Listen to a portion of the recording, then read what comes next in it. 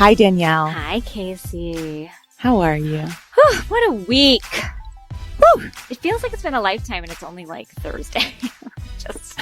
I know. Lived a life, Casey. And I don't just mean because of the debates this week. Though they took it out of me, but a bigger debate happened this week. A bigger debate. Now, it doesn't have the same consequences. No. But it was equally frustrating and triggering. And that is Ms. Nene Leakes and Wendy Williams are embroiled in something wild. Now, I didn't know that Nene has her own YouTube channel now. And I'm so far down the rabbit hole with these videos. She's a great businesswoman because if you go on her Instagram, she'll say like one thing, but it doesn't even click you to you have to fully go to her YouTube page and subscribe to get any of this. But basically, I guess Nene released a video when she was, when they didn't come to terms about her contract. And it was, I thought, very magnanimous. It was like, thank you, bravo. Yes, and she was very sort of like, hey, it didn't work out, but I thank you. She even like took a month off of Instagram. That's where she was, I guess, like kind of trying to like hash this out and like stay offline. And like, that she did a beautiful job of, just making everybody feel like it didn't work out, but everybody's okay. We'll go our separate ways. Love, love, love. And I so admire that because I've had to put my phone in the glove compartment, or a lot of times I put it in the back of the car if I'm like low blood sugar or angry about something so that I don't reach out to someone. And I feel like that was the equivalent for Nene of just like making sure she didn't go crazy. Yeah. And then Wendy Williams went on Watch What Happens Live, which I guess Nene thinks in some way that Andy played a role in kind of having her on. And this was like orchestrated. And Wendy said some things that were unkind. Yes, she did. About Nene and like, what is she going to do? That her family what is she going to do? Boring. A spin-off? Boring. Yeah. Everything's boring. And she doesn't have anything without the show. And it was mean, really mean. And they were supposedly friends. Last I looked, Wendy Williams and Nene were good friends, right? But then they'd had a falling out. Then apparently they'd come back together. It's like a whole thing. And apparently Nene had flown and gotten an intervention with someone else to like make things right with Wendy. Then they were fine. Then this happened. So then Nene releases another video. And Danielle, I think you have a poignant quote. That was from what Nene said to Wendy, which was, Wendy, please focus on draining your enormous legs of fluid. Get a water pill, okay? That's quote, end quote. End quote. A lot of talk of water pills this year. I never even knew what a water pill is. Wendy has a condition where like fluid builds up in her legs, and it's, I think, a dangerous condition. So it's not quite a nice thing quite to dangerous. say. I'm only referencing how in New York it was like, and then Sonia's on a water pill, and Dorinda's telling her to get a water pill. Everybody's on water pills.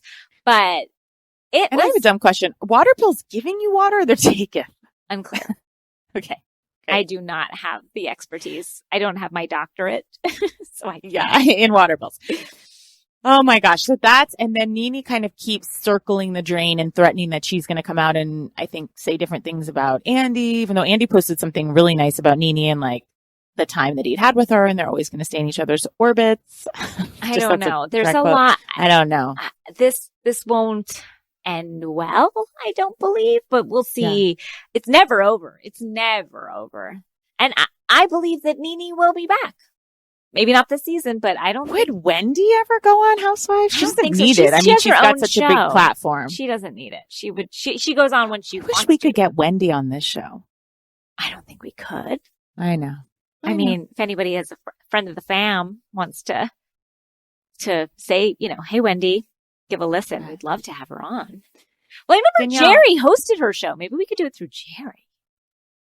Remember he hosted the Wendy Williams show, like when she was... Yes. She was dealing, I think, with some family issues. Let's just keep that brewing over here. We got a lot of irons in the fire. And we've got some great guest irons in the fire coming up as well. Oh, we sure do. Anything else going on in your life, in your house, Casey? God, I had a tough thing happen yesterday morning at home. Okay. It's tough. So I want everybody, I'm going to mention death and dying, and I hope everyone is okay with this, but my husband never exercises at all. And in fact, now because we're home all the time, he sleeps at night. He'll get up, play with the kids. He'll move about the cabin to play with kids. Then when everyone is gone, he gets back in bed and does not get out and writes for 8 hours in bed. Gets up, this, that. And as you know, he's prone to eating his dinner in bed. And then he's back asleep. So I'm just like, what the fuck? Like, you have to move your body. I'm worried about him. Mm-hmm. I lost my mom young. I'm just like, I'm worried about him. And I had it. I've tried to exercise with him. I've tried to get systems in place for him. Like I've tried so many things. You know how I love this man more than yes, I do. My life itself. So I get very, very worked up about it. And so finally, just so you know, I was at my breaking point when I screamed this. Okay. This was a breaking point. Now our two sons are over here and they're watching Daniel Tiger. And you know, when kids watch TV, they're not even like in the same. They have no idea. They're gone. Gone, baby, gone. He's not there. Like I've screamed at my son, Max, nothing. So that's the reality over here, but we are in the same room, unfortunately. And I'm over here with David and I'm like, you need to exercise. This is ridiculous to get your immunity, like in a great way. It's exercise and diet. You know what? He goes, I don't have time. And I go, you know what? You're gonna die. And my son turns and like lower lip starts quivering. And he's like, what? And it was horrible. And then David's like, go after your son. And he ran into the other room and I run after him, but I couldn't help but look over my shoulder and go, I'm serious to him. But then we get in the other room and I comfort my son. I felt terribly. I apologize. I was like, I was kidding. I had to go there. I didn't want to get into I'm sorry, everyone. Sometimes you can lie to your kids. Please, I do it. People that believe otherwise. I only lie to my kid. But I felt so badly and I really felt bad. Please know that. So no one thinks I'm monstrous. But then we came to something and he was like, okay. And he understood and he sat up, and this is just the other unfortunate part, and he went to go jump off the couch to go back and watch Daniel Tiger, and he knocked his eye as hard as you can into the corner of a table. Whoa! So it was just a hard 5 minutes. He's totally fine. He just has a scar like on the side of his eye, and David's like, look, it's great. Whenever you see that scar, you'll remember what you did. And I go, and you won't remember because you won't be here. You are not letting this go. But I will say at the end of all of it, I wrote a very, very nice text to Dave. And I was like, I just love you so much. I want you to exercise. And I do think it made an impression because he got up early this morning and went swimming. Hey, okay. So it felt so bad. And then Max is like, I told everyone at kindergarten about what happened. I was like, everything? Oh, these kids tell everything. I used to hear from the kindergarten teacher, so I hear this is happening at the house. Oh, it's always tough. It's tough. So I know that was a bad moment. But I feel like good things came from did it, Danielle? I'd like to think it did. Look, time will tell. Our editor Caitlin and producer Dana are looking a bit alarmed. So they were. They almost started crying. Everyone's not. Taking. Yeah, I saw Caitlin's face, and she looked like I saw tears in her eyes. She looked like I was just the monster that I am. But I have been trying to have less anger, and we've been doing this together, Danielle. Yes, we have online. This has been good. So there is a friend of ours who has a hot yoga studio that Danielle and I have been renting. We do it at separate times, and he just unlocks the door. We go into the hot room, and we do his videos. You can do his videos on your own, but we are both devotees of hot yoga. I sure am. And we've been doing it 3 times a week. It's been amazing. I literally go in a room, lock myself in there, wear my mask. Then when everybody has disappeared, I play a video or a DVD or a streaming thing. And I am alone in a room doing hot yoga. It's a weird experience. It's the best. So his studio is on La Brea in Los Angeles. It's called Urban 728. And he has live streams. He's a hard fucking teacher. Oh, he's so hard. Joe Komar. He taught yoga at my wedding. He's a dear friend. He's fucking incredible. But you guys can also stream his classes too. That's another thing. You don't have to go into the studio, though you can make an appointment if you wanted to. Yeah. And I tried to make little heaters at my house. But you can do it. Yes. Urban 728. I mean, yes, I guess that is a plug for a friend, but I will say, Danielle, don't you feel better? Oh, I'm so happy. I was so missing yoga, and I'm so happy to just be doing it again. And you guys can do it too online if you want. I've been feeling better doing that. I'm trying to just do some self-care things leading up to the big one. To the big day. Big day. But speaking of big days, talk about a transition. Ooh. When we come back, we have an amazing guest who we've been trying to get forever. And I'm so excited that he's finally on the show. And he's a huge Housewives fan. And I'm intimidated by his level of talent. He is a true talent. And his resume reservoir. Yeah, is so impressive that I will never amount to that. And he's younger than me. So there you go. He's not that much younger than me. And I want listeners to know I'm turning 40 on October 24th. So do with that what you will. And if that means sending things, if that means, take that to what it means for you. Mm-hmm. Just remember, like, we're in a pandemic. It's hard. And I haven't turned 40 yet, but I'm like, Casey's ahead of me and you're nipping at my heels. Nipping at your heels. JK. I do feel like turning 40 in the pandemic, last thing I'll say, Danielle, is just like, it almost didn't happen this year. It's just like, whatever. Yeah, I think we have to just really, when the pandemic's over is when we will really celebrate. But I'm going to blow it out for 42. 42 is your year for sure. Before we go to break, we want to give a huge shout out to our producer, Dana. We love you. Yes, she's leaving us to bigger and better pastures. Better things. But we love you and we're so appreciative of all the work you've done for us. We're always happy for our producers, yes, for all the work of like, you're definitely going on to better. That much we can say. We love you, Dana. Let's go to break and we will be back with our guest.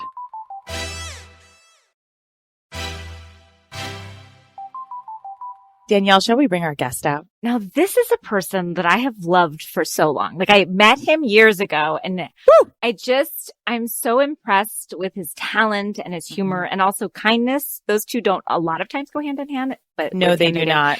And attractiveness. Oh, well, let's not forget that. They really don't go hand in hand. No.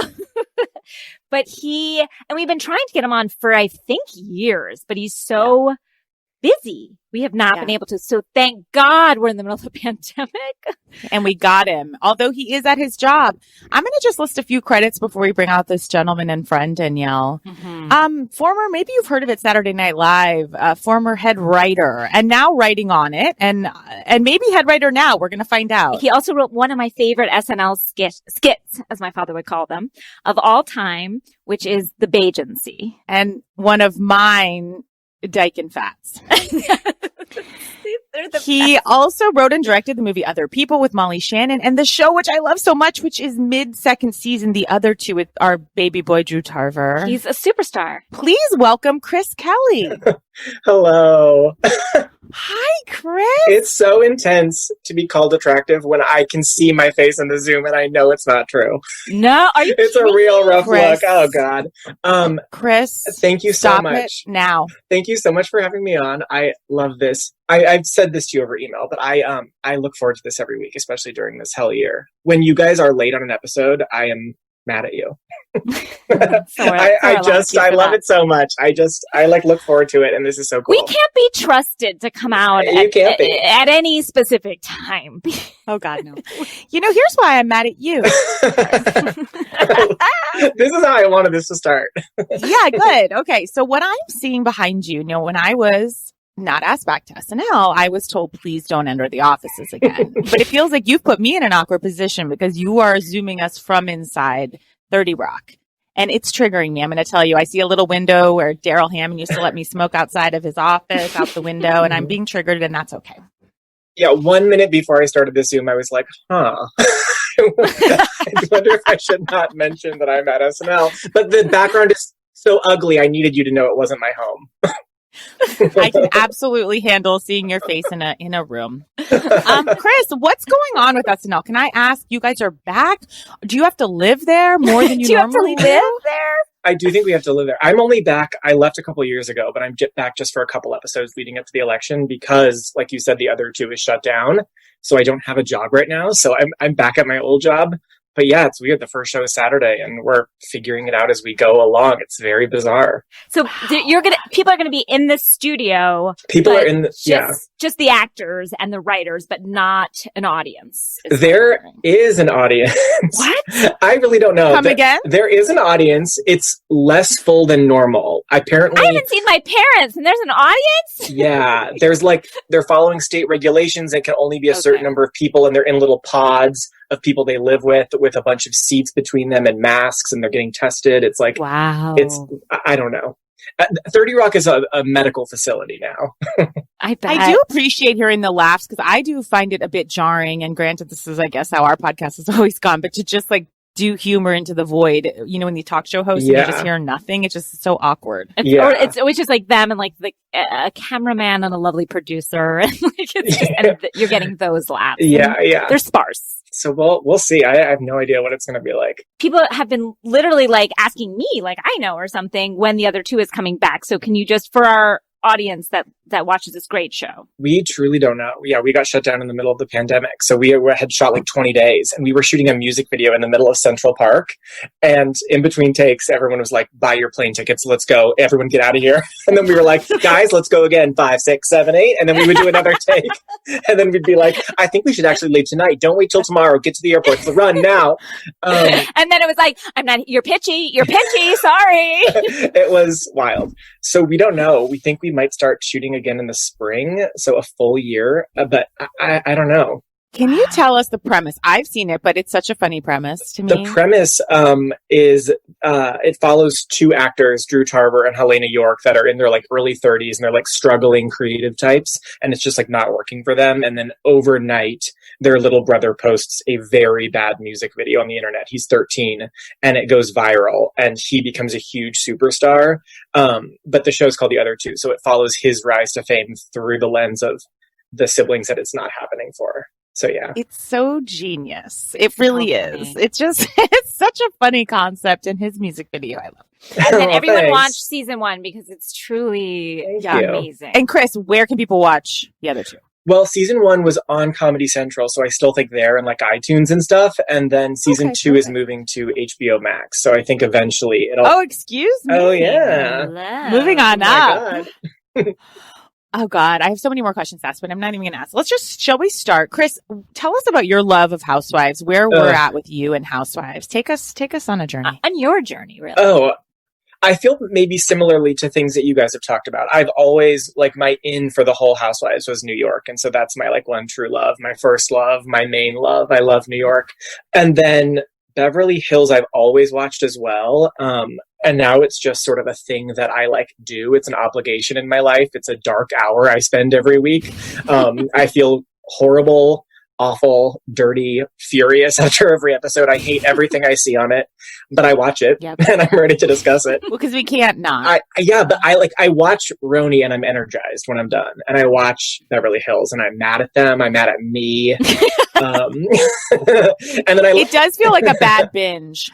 It is. Like that binge hangover. It feels like you just ate Taco Bell, where you're like so excited. And then afterwards, you're like, what have I done? What am I doing? Again, Taco Bell, if you're out there, send me anything. I'll eat it all. Like, I don't know if this is too extreme, but there's like an evilness at the core of Beverly Hills or something. Or like I don't know. It's tough. But the New York is so fun and so lived in. And they're so like fun to be around. The people are so fun. Why do you think the evilness? And of course it's not too hardcore. I mean, we've been issuing apologies for things guests have said. This is delightful. Why do you feel there's evil? I just don't believe anyone. No one's a real person. I don't feel like I'm authentically watching people hang out with each other. I think a good example on Potomac is so many of those people right now are going through such real things. Yes. Like real things. And it's emotional, and you watch it and you're like, I can't believe they're letting them shoot this. But there's still human beings going through it, and there's an empathy in the way people talk to each other. We saw a huge fight this week, so people are being crazy, but it's still human beings. Whereas Beverly Hills, they just feel like couture monsters just scheming to get on TV and create storylines for each other and like produce the show and be in it at the same time. I'll never stop watching it, but I hate it. You just hate it. I just hate it. My boyfriend hates it too. And my boyfriend wanted me to, for no reason, this is for no one, but my boyfriend wanted it to be said that he hates Lisa Rinna. That's all. He's a visionary. And I'm right there with him. And I'll have you guys know that today the People's Choice Awards came out, the nominees. Casey and I were not nominated. I hate to break this to you like this. Oh my God. We were last time. It was one and done. It was one and done. Much like me on SNL. Okay, this is hard. This is hard to hear. While I'm fucking looking at my old office, I'm sure Chris has a very much larger office. I hate to tell you, Casey, but I'm hosting the People's Choice Awards this year. God damn it! God damn it! They barely put me on. You're a writer. I know. I was like, this is so weird. God damn it. But I will say that I was shocked to learn, because, I follow these things, that our dear Portia got nominated, as she should have, because she's a queen and nominated for what? Best reality star. And then, of course, Casey, what do you think? But Lisa Rinna was the only other housewife nominated. And I say no to that. Let us not reward this behavior. That's just going to inflate her even more. I know. Is it best reality star? Do they have best villain, or that's not? No, it's just best reality star. No. Maybe it's understood that they're villains. Yeah. No, because Portia's in the same category and not a villain. God. Fuck. I'm with him. She makes me nauseous. Ugh. And I'm really done with the silver sparkly jacket. That's just a sidebar. Okay, who do you hate the most, Chris? You know what? This is going to be unpopular. I think Kyle. That's not unpopular at all. Mm-mm. I think she should know better. Or I think she is kind of the core of the rot. Because she seems like I'm coming in strong. I mean, do I know we need it. But I feel like she is positioned to us as the straight man, as the normal one, as the good one, as our in on the show, and she's so not. And so it's there's nowhere to go from there because the core is bad. Yeah, the core is, and when the core is bad, we're only as strong as our weakest link. But sometimes I'm having a blast. I do, like you've said on previous shows, I've liked Dorit better this year. I do have fun sometimes. I do like Denise, but you're right. I'm not having fun. It's a slog. And last year was an even bigger slog. And I do think a lot of the weight was on Teddy Mellencamp. She was dragging us. And Sutton. They just dragged us down. It was this is baggage we don't need. No. I know it's been talked to death, but the Buca de Beppo room is so funny. It is crazy that was the entirety of her presence this season. Was just I am still working on that room. And meanwhile, she's going through a vicious lawsuit. It's that's what I'd like to get at. She's already moving out of that house, the newest house. She's we just wanted something else. And it's no, honey. There is you don't. Does Dorit, when at night, when she's quiet and no one's filming her, does she still think Buca de Beppo is something? Or does she at night, is she's this is nothing and this is bad? Okay. I can answer this having been on some shows that at night when you lay your head upon the pillow, I think you're I know it sucks, but you've also kind of jazzed yourself up in a certain way. Where it's not that bad. It's something. It's still cool. The lemons are pretty. Yeah, the lemons are pretty. I mean, but even when she's giving us her best, okay, she had access to money, to power, to design in that Buca de Beppo room. Okay, we could have had anything. We could have brought things from Italy. Anything. And all we were given was an Olive Garden party room. It was so crazy. Nothing better. It was so sad. And so rise to the occasion. Mm-hmm. Be better than your surroundings. And we didn't get that. So I blame her. I also feel part of it's fun, but part of it's so exhausting. All the stuff where we're having to watch them pretend to not produce the show. That scene where Brandy's just Brandy's in the car. Should we go get her? Where it's it's so rude to me. Treat your audience as if they're as smart as you are. I know she's not. I know she's not in the car. They're constantly she's actually. This is going to sound insane, but she's actually right outside the door. What? They're should I? But can I tell you? I'm don't such bring a her. dope. I'm such a dope for these shows because at the time, in the moment, I truly believed. I was oh my God, I can't believe she's in the car. Danielle. I swear, guys. I swear I get caught up in the reality of these shows that I was that's crazy. They were obviously just dropping something off. And Brandy's in the car, and it made perfect sense to me that she was mic'd up. Okay, I think we should get into Potomac because Danielle, you had texted me after you saw it and you said this is a jaw-dropping episode. And I do feel we say this a lot on here, you're not going to believe what happened. And this was the biggest episode, but this was truly wild. The fight that took place. I mean, it was the fight and also the rest of so many dramatic, heartbreaking moments happened in this episode that first of all, I watched the fight 7 times maybe. I mean, I had to get eyes on every angle, every corner. I still haven't seen it enough if you ask me. And then things kept happening that had nothing to do with the fight that just tore me up.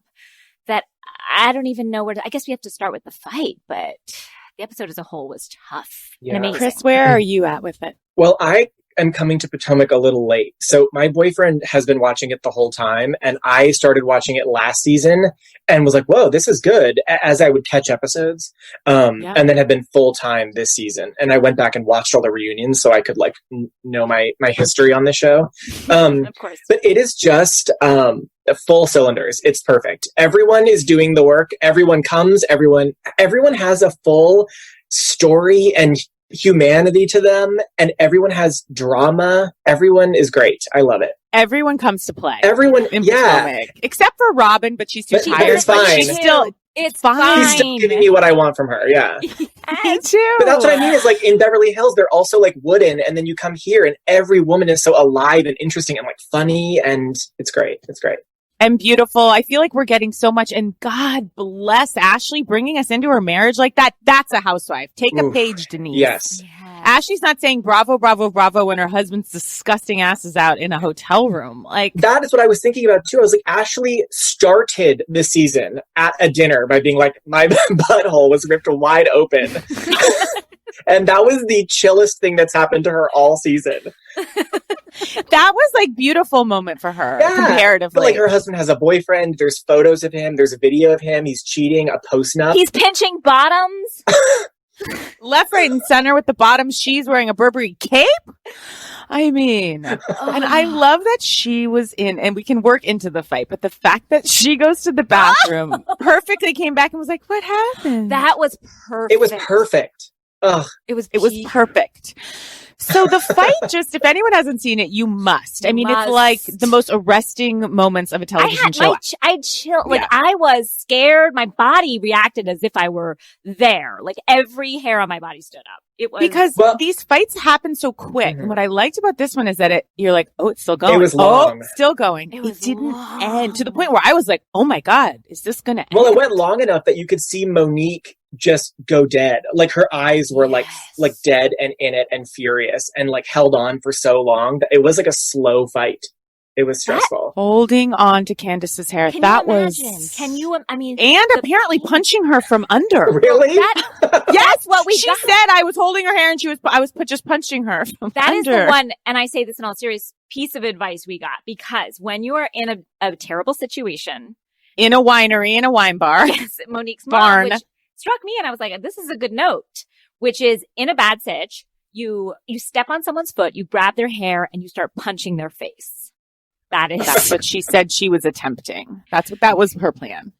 Okay, so Candace, now look, it's hard with Candace because she's got some Kenya Moore-like tendencies where she's just so annoying and so inflammatory and she wants to work you up. I mean, that is what I think Candace did want to happen, ultimately. Yeah. Like, it might have gone further than she wanted, but I mean, I do feel Monique started it by flipping Candace's hair. Am I wrong? Because Candace has been in her face and in, like, it was inevitable.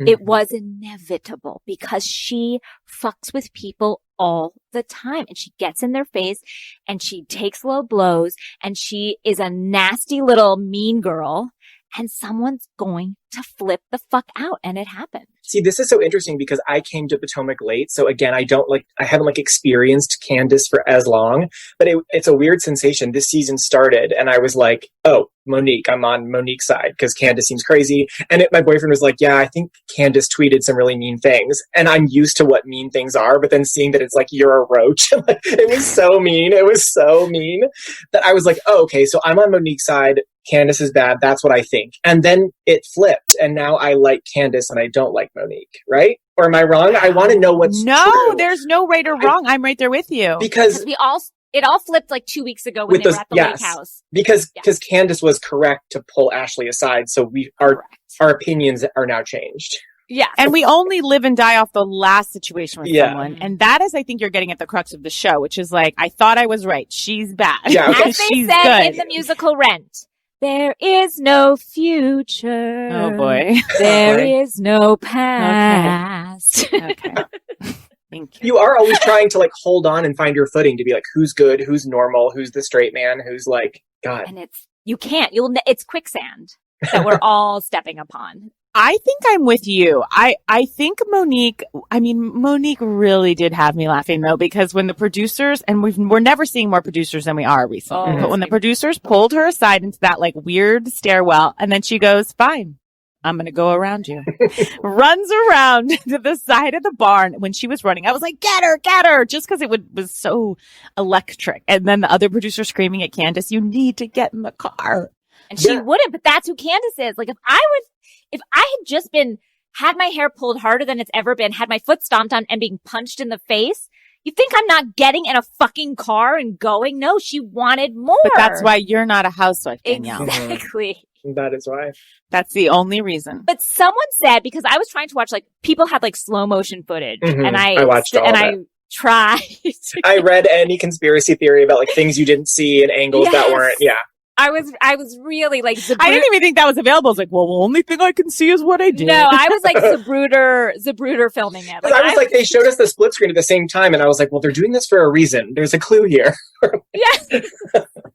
What did you guys get? What did you glean? I didn't get anything. Nothing new. Some people okay, so nothing. Okay. But some people were saying that yes, Monique flipped the hair, but then Candace threw a glass. So once someone throws a glass, all bets are off. Monique said that, and then I think they showed the footage back to be like, that's a narrative she's trying to create here. I don't think Candace did do that, right? I thought the hair flipped, then the wine went into Monique's face, and later the glass went as she was trying to, like, as her hair was being thrown and then cut her. I don't know. Chris, what did you see? I think I saw what you saw. I kept watching it back, trying to like give Monique the benefit of the doubt. Or to be like, oh, it was more 50-50, but I think it was pretty much all Monique. And then all the other women seem to back that up, right? Like you see the clips for next week where all the women are like, Monique, that was bad. You're wrong. And I've never seen Robin so alive. She was like, I saw the look in Monique's eye. I will never be around her. Robin's taking a hard line. But it doesn't look like anybody is pro Monique in this, right? But so Karen was trying to be her friend, it seemed. And at least be on her side because she loves her. But this is what I was saying was that Monique has other stuff going around. Like this isn't just about Candace. This is something deep within Monique, I believe, an anger that has to do with what's going on at home and maybe feeling a bit overwhelmed and frustrated. And that's why she has a bird. Like it's all part of the same. Bird. Yeah. I feel like it's all related. Mm-hmm. I think the bird tells you a lot of things, you know? The bird tells us. Just, you get so used to seeing it that you're like, oh, there's her and her bird. And it's like, oh, to have a bird already is like, that's, I guess I'm team the other person in this. I don't know. Like, 1 point for the person without the bird in the fight. I don't know. Yes. It's just, but you're right. They've normalized it, but I don't think that it should be. You've never seen a bird this much on a show, and it's disconcerting. A couple episodes ago when it flew into Wendy as she was talking, oh God, they went to commercial like 8 times on that bird, and I loved it. I was like, I'll take me home, country roads, every single day with that bird. Okay, now I want to say something, which is that one thing that I felt badly was kind of an aftermath of the fight from Candace's end. And I know Monique's husband was trying to say this to her too, but you know, Candace was like, this is a stereotype. I don't want to be playing into it. And I felt badly. I was just kind of like, you know, things happen. Women fight. I mean, I've been in a physical altercation, and I did feel a bit like sad that was then being laid on top of it. And I don't know. I'm just kind of like, well, all the housewives have had these altercations. Oh, we've seen so granted, many. This was a tougher one. But we just saw a member on New Jersey just a few months ago where with Danielle and Margaret. Yes. So, like, but we see them. I do feel it's not fair that they feel the weight of the world on their shoulders when they have like a physical altercation. Who hasn't been in a wine barn and, you know, gone after someone? Right. It happens. Strangled someone, her roommate, if I believed. But again, this was also still why I prefer Potomac to like Beverly Hills, where it's like you felt the fight happen and then these women really talk about it. Like be embarrassed, be worried. Like they were communicating or talking like people do after a fight, as opposed to Beverly Hills, where it just feels like a scene they all did together. I don't know. Where I was like, I'm really watching this happen. And like you said, it wasn't fast. Like she went to the stairwell and then she was still mad enough to run outside, and like you watch them in their car. It really was incredible. It was as good as television gets. It was as good as television. Like, I truly, as good as it gets. I know. Me and my boyfriend watched Potomac, and we did this last night, and we would say out loud repeatedly so much that we are not even hearing what we're watching, which is just like, this is as good as it gets. I'm so happy. Like, we would literally be like, I'm so happy right now. We're so lucky to have this. But we are so lucky. So like, lucky. there's so little to be lucky for, to Right feel now. any anchoring or ground. We are so beset, with just, we're in hell, that we are lucky to watch this Very and watch lucky. them. Like, it does feel like such a nice escape. Mm-hmm. And when Candace was crying, I did feel really bad. Yeah. I was like, I'm topsy-turvy here. It's weird to feel bad for her. But I don't know. I also felt for Monique, which I don't know. Maybe I'm in the wrong. And I felt like she wasn't getting, look, her husband was obviously upset that it happened, and he didn't I don't know. I just felt like I wanted him to comfort her.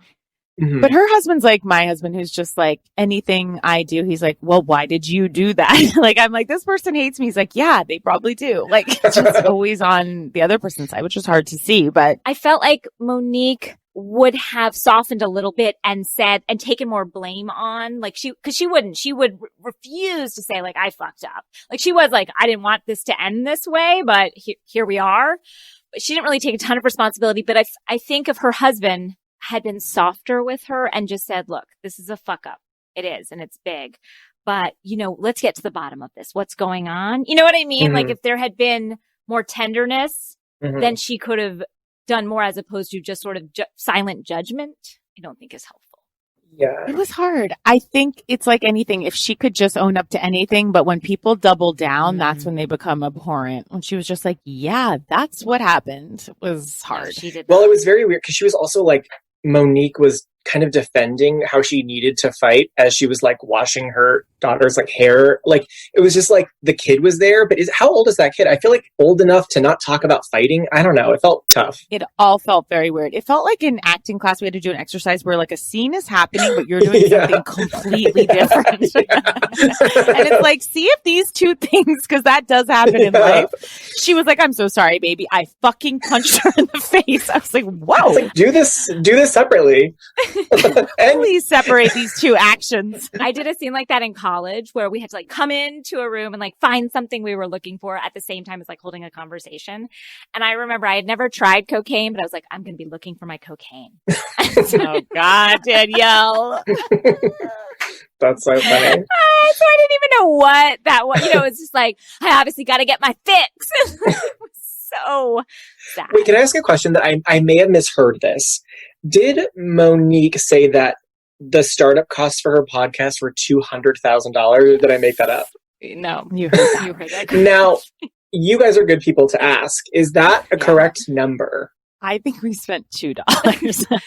Look, the only thing that we have spent a lot of money on is Housewives products. Mhm. And that And has been apparel. our biggest expense. So we have bought their coffees and their creams Mhm. and their, And their jumpsuits And and their their dresses jumpsuits. to wear in live shows and stuff. And And their they are not Giovanni. cheap. so that if she is buying other Housewives products, then yes, that's about right. But Ugh. otherwise, I doubt her podcast is comprised of her just buying other products.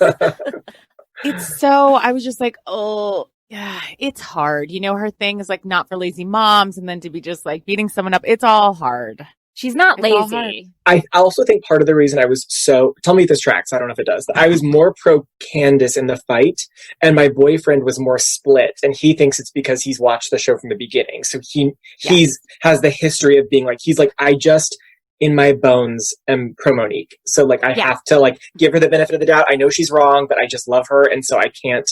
Yeah. I'm right there. I I'm right feel there that. with it. And that's the thing. It's when you've seen Candace, I've seen Candace. Just be awful. From day one. It is hard to in one episode. And I do think sometimes people, and I've been guilty of this myself, but I'm always late. So then when I'm early, I'm a little bit happy other people are late.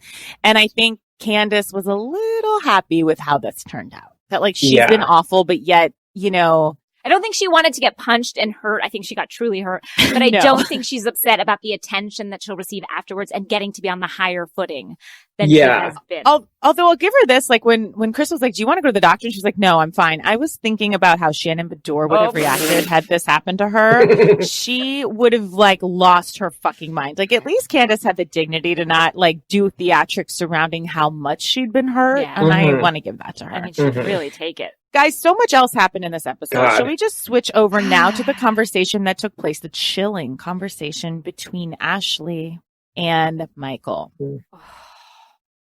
What a doozy. Okay, so she has a prenuptial agreement that expires after 5 years of marriage. They've been married for 2, right? Oh, I didn't know that. Okay, interesting. Yeah, so she's got a prenup, but I didn't totally understand. It might have already gone into, I don't know if it's up, if we're there, but now she's asking for a postnuptial agreement. Correct. And she's basically saying, like, you've cheated. You cheat again. I'm leaving you and I want a better deal. She's like, that's basically what I think. She's just saying, like, you can't fucking do this again or you're going to pay because I'm going to leave you and you're also going to pay. Is she going to? Is she ever going to? I doubt it. Like, this has been going on for the whole show, right? Or like at least since season 2 or... Yeah. He's a bad man. It's tough. He's relentlessly bad. Like there's no goodness. There's nothing good, right? Nothing. Not a stitch. Not a shred. Because like at least with Dorit and PK, I will say like I enjoy. I've come around on sometimes. Yeah. Watching her like find his shoes and his socks, like they seem to have something kindling. Every going, once in a while, when I close my eyes, I can make love to him. I could see it. And wait, quick question: is the like the revelation where she's like, we have had a weird marriage and that like we have threesomes? Was that new? Was that the first time we were learning that? Yes, that's okay, new. okay. That was new information. Okay. We have not heard that before. Which I wish she'd come to light with earlier because it almost made her seem psychotic earlier. But it still isn't great. And I do feel bad for her that she's believing this whole thing as though he, she's like, well, they just kissed and then he passed out. It's like, I feel like that's every woman that stays has to think that they just kissed in a cab. Yeah, the bad stuff only happened on camera. And then as soon as there's no photos or video, he didn't do anything, and I trust Everyone's that. asleep. Exactly. Everyone's asleep. When you close your eyes, no one's there anymore. Everyone's my husband was like, if you find out I've kissed someone, know that I have had sex. He's like, know that in your core, because he's like, I wouldn't go there to not get that. The damage is done. Like, I wouldn't blow up our marriage. Like, if you're going to exit the atmosphere, he's like, I will have definitely had sex many times. So that was hard. And their friends and their loved ones. Yeah, exactly. It's like, this is done. Like, oh, she is so tough. She's so sad. It's you only root for her. You only root for her. Yeah, and she's pregnant again. Yes. Yeah. Do we know if anything has happened since the show? Have there been has he been caught again since the show or anything? Or no, right? This is all we know. We've been in pandemic, so I don't think he can get out. Where there's a will, there's a way. And he is at risk. He is.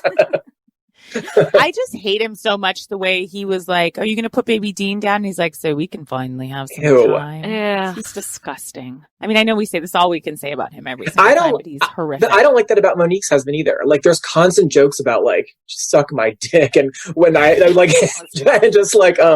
when you're ready, I need you there. Where I'm like, shut up.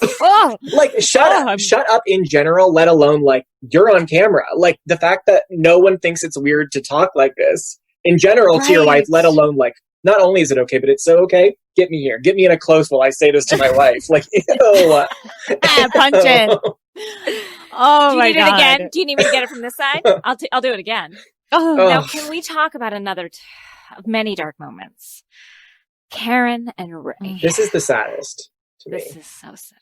It was because we've been hearing from Karen how Ray, she's turned into a businesswoman with LaDom and how she's more time away from him. And how many hours? That's what I was like, how many minutes are you spending on LaDom?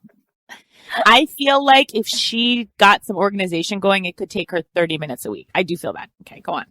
If at most a phone call, she leaves a voicemail and she's like, woo, got that LaDom work done. For him to say to her, I don't know if I'm in love with you anymore.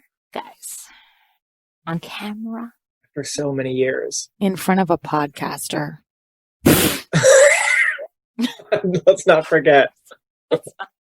Horrible. Also, you're so used to now, it's such a thing in the Housewives to like be like, take my mic off, or I don't want, where you're like used to that as a fun thing. But that quietness of like, I need my mic off was so chilling and sad and human and didn't feel like produced like on Beverly Hills again. Sorry, I'm going to shit about Beverly Hills all night. But like, I was like, ooh, this is a real woman who's embarrassed that she was filmed. It was so sad. Heartbreaking. And the way that landed on her, and then it made me so sad when she had to kind of brighten up to say goodbye to the woman. And she was like, well, thank you for coming. I was like, this is so devastating. Yeah. Like, I thought this was, and this does not sound like this should go with this, but I thought it was Karen's best episode. Yeah. She'll get the People's Choice nom next year for this. She's fucking better over goddamn Lisa, goddamn Rinna. We're seeing real I cried. Too. And when she walked up the stairs, I was like, because Rinna only has one note, but so far Karen has given us like this, so she can do drama. An orchestra. She can do drama. Us. She sat next to that like singing telegram in her like a rental property. She can do like kitsch and musical theater. Yes. Yeah, it's she's got jokes aplenty. The only color I wish I'd see more of Karen, and I say this to Giselle too, is that friendship igniting again. That would be my only note for Giselle and Karen, is I love that freaking frackness but they've cooled with that, and that's fine. But have we heard from Karen and him? I mean, have we heard anything? Like, are they still together? Me personally, no. Yes, emailed. I don't know. I actually need to look that up. I'm not sure. I don't think we have, which makes me feel good. Like maybe they're still together and they're working on it. Because they seem to have more love between them than Ashley and Michael yeah. and so many other couples. She loves him. She was like, I haven't showered. I'm going to wash my smelly coochie to see my husband. Like, it was so funny. Was this episode where she like helped make dinner for him? Was that this episode? With the sea bass, yes. That was so funny when that woman was like, well, she put the fish in the pan, so the color on the fish, you see, that was her. That was hard. That woman had a hard job. This is another thing. As a newish viewer, is it right that Karen is my favorite? Is that a good? Yes. I just think she's so great. Me too. She's La Dame. She is the Grande Dame of Potomac. Yeah. Giselle is my number 2. Yeah. They're the best. Karen is so like in her bones, like lunacy in her bones in the best way. You know what I mean? Just like authentically zany and crazy. Yes. Lunacy in her bones. But what a also phrase. vulnerable. And that's where we didn't get with our other sort of like, elders on the show. Yeah. When we have our Lisa Vanderpumps and like sort of like those people that have been like coming in and sort of elegant and I'm elevating the proceedings and all this shit. They had no vulnerability. And here comes Karen, who has all that sort of haughtiness that we love and the fun and the snide, and then shows us who she really is with vulnerability. And it's beautiful. I know. I'm nervous that like in season 8 or 9 and 10, this will all be lost, or they'll start producing the show, or they'll start wanting to show less. Like, I'm really trying to just be in the moment and appreciate this. Cause I'm so like, this could go at any moment. Cause even like little things, like remember when she had her housewarming party for the two of them, but like it was only for her, and like there were like K's everywhere, and they were like, "Why are there K's?" Yeah, for like a temporary rental. Yeah. Who was it that brought the pizzas? Was it Robin? That was Robin. So I know that was easy to forget, but that was a good example of like a funny, mean burn callback. And Karen laughed, and they all had a blast, and they moved on. That would have been the entire season storyline in Beverly Hills. If someone had brought pizzas as a joke, they would have been like, how dare you bring pizzas as a joke for 20 episodes. Yeah. Yeah, Pizzagate. They just keep it moving on this show. They keep it moving. They all have things to bring. I love it. They have bigger fish to fry, literally. In this one episode, we also got another of the most heartbreaking moments I've seen on one of these shows ever. When Giselle's father... Talk about mic off. I forgot about that. Oh. Me too. That was a coda. That was... Because I was about to say at least Giselle's storyline was light, but it was not. No, it was not. The story of the inherited wealth restaurant that is Arizona's being just simply shut and opened up 2 seconds later under new ownership for Giselle's daughters. And then, just if anyone hadn't seen, Giselle broke the news to her father that she was going to be dating Jamal again.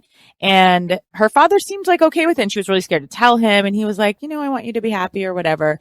Then halfway through the meal, goes into the kitchen, takes off his mic, Like he can't stand it any longer. Like he just and then it's just like, how would you feel if your daughter was dating someone who had like 7 baby mamas? And he was so upset going off. That classic, don't know your mic is still on. It just broke my heart because he was trying for his daughter, I think, to be like, whatever you need, Giselle, like I'm here for you. And his grandkids. Am I dumb? I actually kind of believed him in the moment when he was supporting her. I was like, totally believed him. Me too. I'm like, what a lovely family. And that was really nice. We should have known though, because I was like, well, he's really come around. He didn't go to the wedding the first time. That's huge to not go. So I guess we should have known. Like, it's hard to come from not going to fully supporting. I guess he thought, in my mind, I was like, look, he's like, Giselle is older now. Her kids are getting to that age where they're a little more grown. Like, he can't control it anymore. And he just wants her to be happy. Like, that's what I was just like. But then to see his true heartbreak, I felt so bad for him in that moment because he was really, I believe, trying to protect her. And then he went, but he couldn't stand it fucking anymore. He was just like, I hate this man. I hate what he's done to this family, these poor kids, this poor woman, what he's done to my daughter. Like, it broke my heart. Again, this episode broke my heart. Yeah, it was bad. It was bad. But also exhilarating. Well, the fight ended after like 10 minutes. So you're like, I guess the rest of this is going to be filler. I don't know. And then they didn't even really talk about the fight that much. They had 2 scenes and then they moved on. We're dealing with the fight next, which I was like, that. And I truly was like, ooh, that's good pacing. That is good story breaking. You just give it a rest. You come back. That's. Let it breathe. Let it breathe. Yeah. And that tells me we have something. Yeah, of course. Ugh. They don't need to like fill it up. Shall we take a quick break and come back? Anyone else have anything else they want to say about Potomac? I just want to say, again, we're very lucky. We're very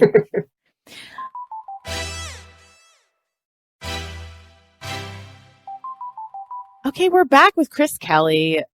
Shall we talk about an episode that I simply didn't watch because I messed up and I watched something else? And this is the kind of, what is it, Danielle? It was sort of like scenes you didn't see of New York. Look, we don't have a lot of product right now, as everybody knows. So this is something that in a normal year when we have like 12 different shows going, I wouldn't even bother with. Yeah, a good example, Casey, of what happened is like, remember the real season when Leah threw a bunch of tiki torches? Sure. So then in the extra footage that we saw this week, the next morning, they all make eggs together and they explain how they scramble them first and then they poach them. So it was a lot of stuff like that. I'm sorry I missed that. I will say one thing that was a gift that I appreciated about it was the opening taglines. They all gave us like their, how like they probably all had like 6 taglines that they went in to record and then like the top makes it. So they gave us like the 3rd or 4th tier, like one of them, and they're like casually saying them and they're messing them up. They're sort of like laughing through them. We've never seen this that's fun to see. That was fun.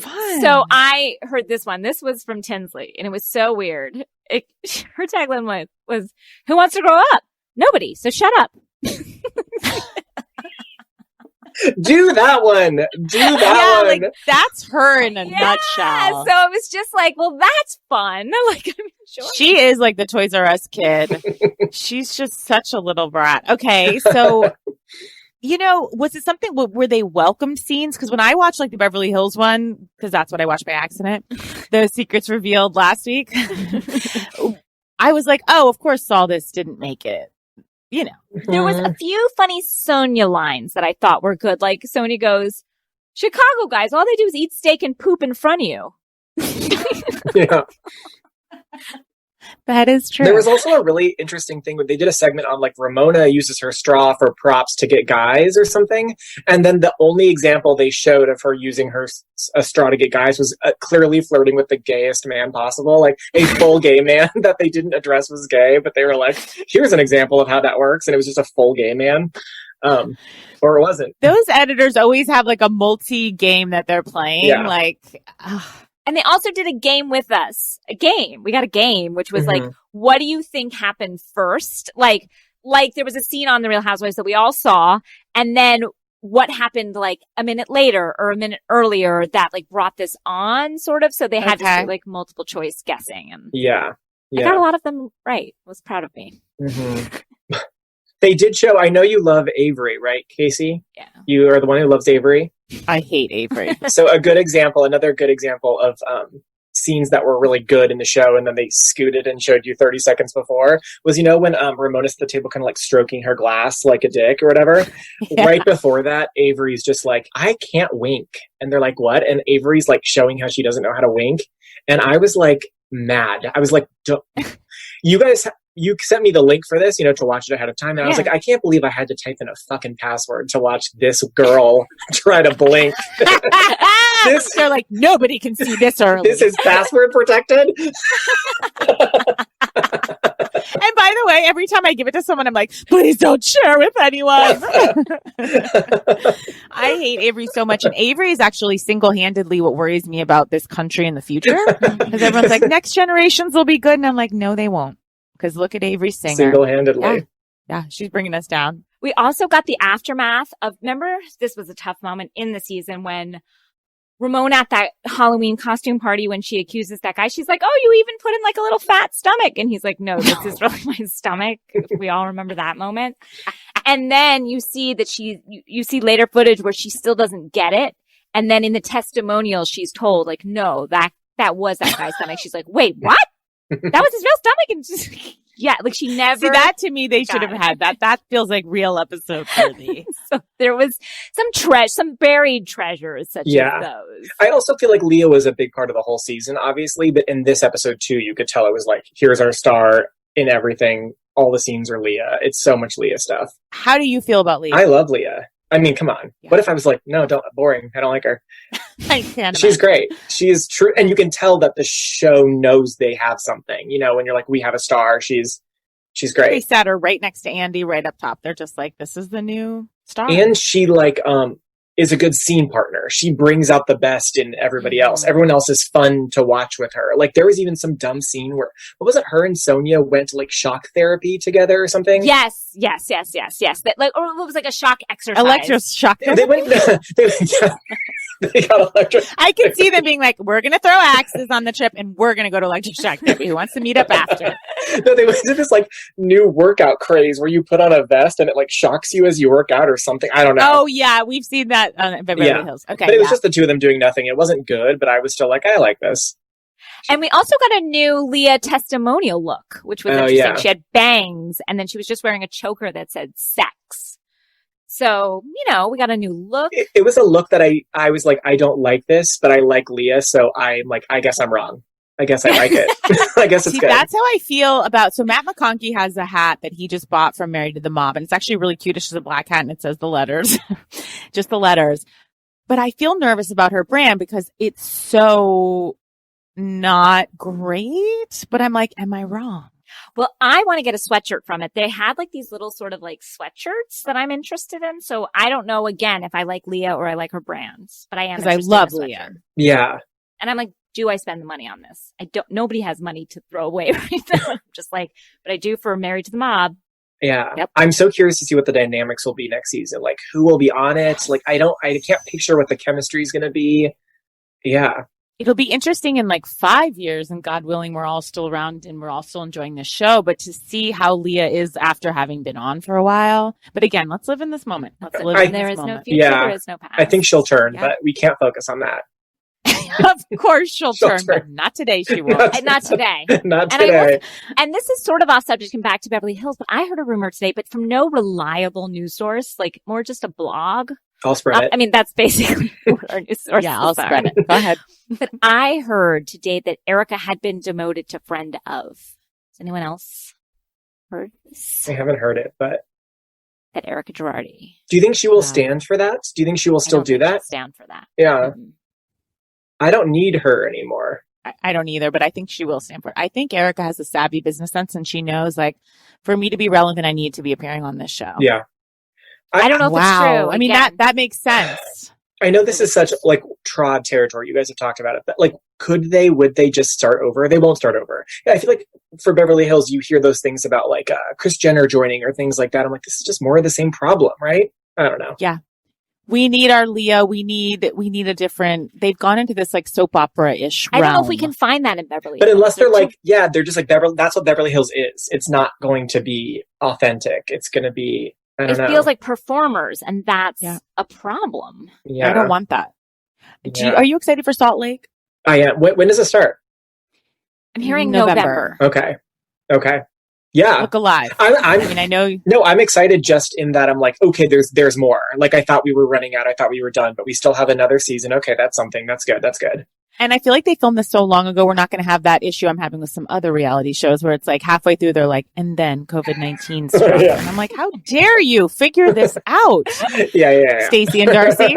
They let out of the box, out of its cage, a new commercial for Salt Lake City. And it does have one of the women being like, you are married to your fucking grandfathers. About that one woman. And so I'm glad that it's spoken about, that it's not so rushed openly. We have to talk about that. Feels huge. But that's it. That's all we have left. We have Salt Lake, and then we don't know if anything else We is have the shooting. end of Potomac. And Orange County, I think, is coming back this month. I think. Really? 10th. Yeah, What? I think it's back. They're shooting because they're COVID deniers in Orange County. So they're Yeah. just like, So they were fuck like, it, we'll let's go film. ahead. That's so But funny. I think the 10th, I think it's like next week. I don't know what day today is, but the 10th time I think I heard. You're That's being good. told. Because Wow, we've I been didn't really know that. scraping the bottom of the barrel. Like me and my boyfriend have been Yes. like on Bravo.com being like, what other shows are there? Surely there's one that we've missed. And we I've had never missed gone to Bravo.com. Bravo TV. Wow. We really have, like we've been watching, I mean, we've already watched the Below Decks, but we watched Below Decks Sailing Yacht. We've just been like, Ooh. it's dark.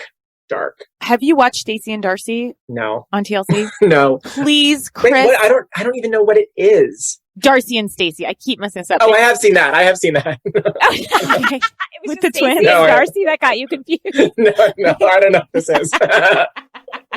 Wait, Darcy got nominated for a People's Choice Award, Casey. Please watch this, Chris. Please give it your attention. Okay. I will. Darcy and Stacey on TLC, two just devastating twins. Is that the tagline?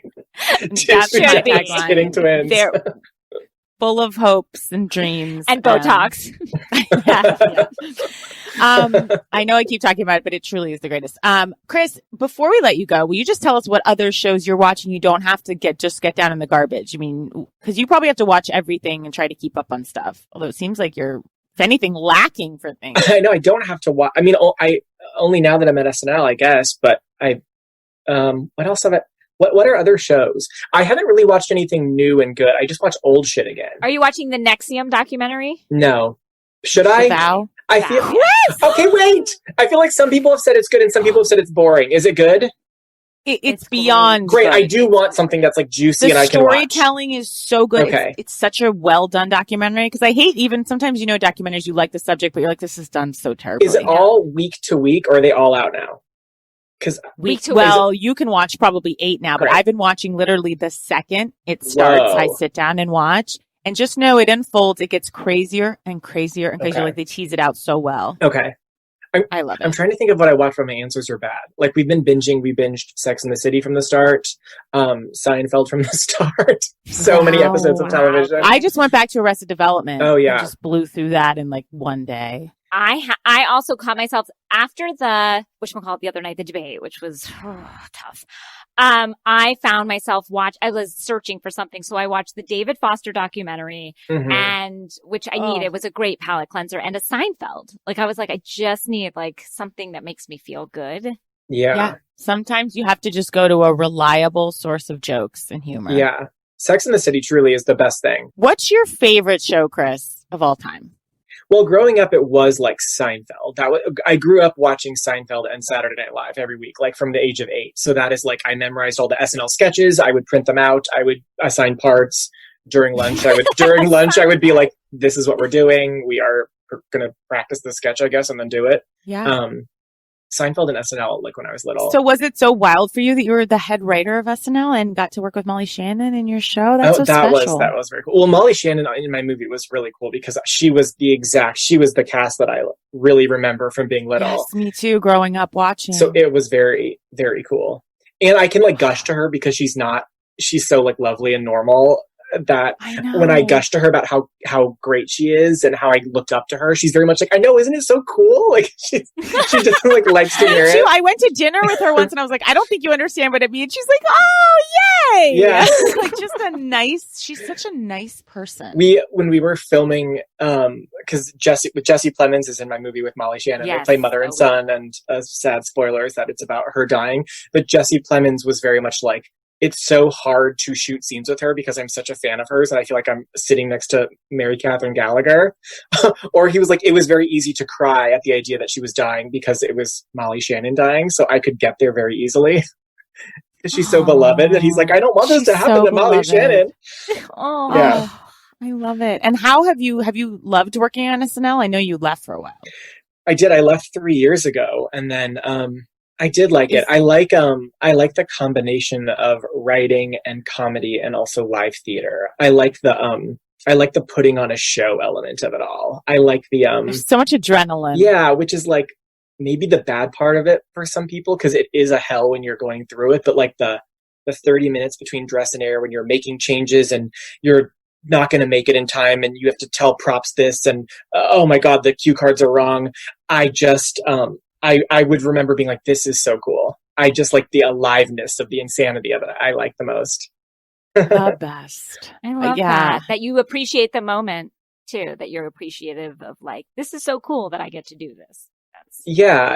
I remember Amy Poehler told me, because I was like probably bitching to her or something, or I was upset, and she was like, I do think, Casey, like no matter what's happening on each episode, wherever you are, like in the building, when you hear the announcer say your name, you need to just stop and fucking take it in and just like think like how lucky you are to be here. And it's really changed like my experience of it. Well, it's just there's nothing like it. It's a very easy show to get down on yourself about, and it is like very hard. I mean, it's a very hard place to work the schedule. It makes you go crazy. You're in your head, you know, like week to week, you're like, where am I supposed to be? Is everyone somewhere and I'm not there? Is there a meeting that's happening without me? Someone told me about SNL. It's just a running train. You're either on it or not. And like, no one tells you where to be. No one tells you where to go. Yeah. No one gives you a hint, but it's just a train and hop on and try and find your way. But like similarly to what you were saying, Casey, I would do the same thing. Not like hearing my name in the credits, obviously, but like the musical guest. I would always make a point of standing on the floor. I mean, A, because it's cool to watch them, but also B, just to stand there and look around and be like in the moment grateful about like, I cannot believe I get to be here. For as hard as it is, and I don't know how long I'll be here, but this now is so bizarre. And like little me would be like, holy shit. Yes. I think it's so important to be like, oh, when I was little, I would have, because sometimes when you're in something, you just don't. Yeah. No, but in the moment, it can be so hard. Or like there's some weeks where you're like, I failed, or everyone's looking at me, or everyone thinks, you know, every bad day or bad week is the worst day and worst week you've ever had. And it's just not true, but it feels like it, you know? So yeah, on the hard weeks, it would be nice to like listen to music and be like, this is still cool as shit. And obviously there's good weeks too, but yeah. Yeah, it's still great. Oh, I'm so happy for you. You have such a great career and so inspiring, and you're so funny and nice and kind. And we're so glad we finally got you on the show. Yes. Thank you for doing this. I'm so appreciative. This is so cool. The only bummer of being on it is that I don't like have one to listen to now tomorrow. Which is because I'm like, I just did it. Well, you can still download and That's true. rate and... Oh, of course I will. Yes, you can still listen to our introduction. Oh, I'll listen to the introduction. You're the best. You're so nice. I'm genuinely looking forward to the election coverage of SNL. I feel like I'm hoping you're going to give us some levity within this madness. We'll see. I don't know. It's so tough. I know. It's like that is not an easy job, what you have in front of you. Yeah. What a tough month everyone has ahead of themselves. Yeah. But guys, go. Chris has so much good material that you can watch. There's Other People, his movie with Molly Shannon that we were talking about it, and the other two, which you could probably stream on iTunes or something. And then season 2 will hopefully come out soon. But you have such a body of work that's amazing. So everybody go check out. And such a body. Ugh, such a body. I don't know why I always feel the need to say that when anyone says body of work, and I'm No, it's okay. I looked at my Zoom and I was like, that's actually good right now. It's fucking great. I look like a pale pumpkin head. Thank you, Chris. Thank you guys. This was so fun. Thank you. Thank you.